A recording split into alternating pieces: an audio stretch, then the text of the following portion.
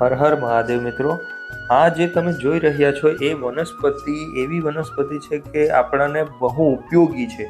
અને જેમને અસ્થમાનો રોગ થયો હોય અથવા તો જેમને ઉધરસ મટતી જ નહીં હોય, જેમને ઉધરસ કાયમી રહેતી હોય અને જેમને કફ પણ કાયમી રહેતો હોય એમના માટે, અને જેમને દાંતમાં દુખતું હોય, દાંતમાં કડતું હોય, દાંતમાં કીડા હોય, એમના માટે તો આનો રામબાણ ઈલાજ કરી શકાય છે આપણે. એટલે કે એના માટે તો સંજીવની બુટી છે મિત્રો.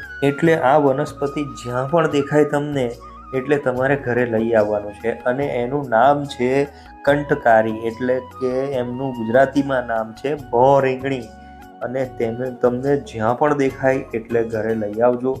અને એમનાથી એમનો પ્રયોગ શું છે તે ફૂલ વિડીયો જોવા માટે સબસ્ક્રાઇબના નીચે લિંક આપી છે, તેને ટચ કરીને ફૂલ વિડીયો જોજો. આવજો. નમસ્કાર.